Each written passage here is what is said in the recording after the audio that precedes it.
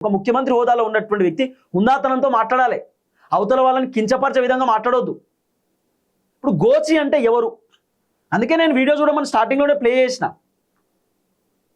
గోచి కట్టుకున్నంత మాత్రాన వైఎస్ రాజశేఖర రెడ్డి అయిపోరు, గోచి కట్టుకొని ఒడ్లెంబడి తిరుగుతురు, అందరూ వైఎస్ రాజశేఖర రెడ్డిలు అయిపోరు కదా అంటే ఎవరిని అంటున్నావు?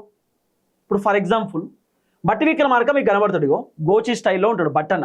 ఆయన స్టైల్ మొత్తం కూడా వైఎస్ రాజశేఖర రెడ్డి లెక్కనే స్టైల్ ఉంటుంది. బట్టన్నకి సంబంధించిన కొన్ని ఫోటోలు నేను మీకు చూపిస్తా చూడుది. బట్టన్నకి సంబంధించిన ఫోటో చూడుది, సేమ్ ఈ ఫోటో ఎట్లుంటుంది? వైఎస్ రాజశేఖర రెడ్డికి సంబంధించిన స్టైల్లో బట్టన్నకి సంబంధించిన ఫోటో ఉంటుంది. సేమ్ వైఎస్ రాజశేఖర రెడ్డి లెక్క బట్టన్న కింద పంచగడతాడు, వైట్ షర్ట్ వేస్తాడు. వైట్ షర్ట్ కూడా కాదు, ఏమంటాం కదా లాల్చీ లెక్క, అంతే కదా, కుర్తా లెక్క. ఒక కుర్తా, వైట్ కుర్తా వేసుకొని తర్వాత కింద పంచ, సింపుల్ చెప్పులు వేసుకుంటాడు, లేకపోతే షూస్ వేసుకుంటాడు. ఆయన చేతి కూడా ఎప్పుడో ఒకసారి వాచ్ పెడతాడు, ఊకే వాచ్ పెట్టాడు బట్టన్న. వెరీ సింపుల్ స్టైల్లో ఉంటాడు బట్టి విక్రమార్క. ఆ తర్వాత వైఎస్ రాజశేఖర రెడ్డి కూడా చూపిస్తుంది చూడు. వైఎస్ రాజశేఖర రెడ్డి కూడా ఆయన very simple style. YS Rajasekhara Reddy ఆయన కూడా సేమ్ బట్టన్న. ఇగో వైఎస్ రాజశేఖర రెడ్డి ఫోటో మీకు చూపిస్తుంది చూడండి.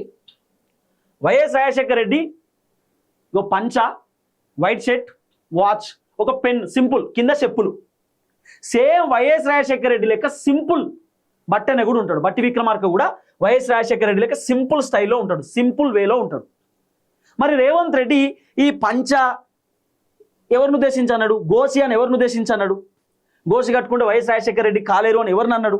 మరి బట్టి విక్రమార్కనే గతంలో చెప్పిండు, వైఎస్ రాజశేఖర రెడ్డి లెక్కనే ఉంటా నేను, సేమ్ ఆయన లెక్కనే నేను బట్టలు వేసుకుంటా కాబట్టి కావాలనే నన్ను కొంతమంది ఇబ్బంది పెడుతున్నారు అని చెప్పి బట్టనే చెప్పిండు. మరి దీన్ని బట్టి అర్థం చేసుకుంటే రేవంత్ రెడ్డి బట్టి విక్రమార్కనే అన్నాడేమో, రేవంత్ రెడ్డి బట్టినే కావాలని ఉద్దేశించి మాట్లాడిండేమో, రేవంత్ రెడ్డికి బట్టికి ఎక్కడో పంచాయతీ అవుతుందేమో, బట్టికి రేవంత్ రెడ్డికి పడట్లేదేమో, ఏదో ఇంటర్నల్ గొడవలు అవుతుందేమో అనేది కూడా కొంత వినబడుతున్న చర్చ కదా. ఇవన్నీ మాట్లాడినప్పుడు గట్టినే అనిపిస్తుంది. ఈ నోరు జారడం ఎందుకు?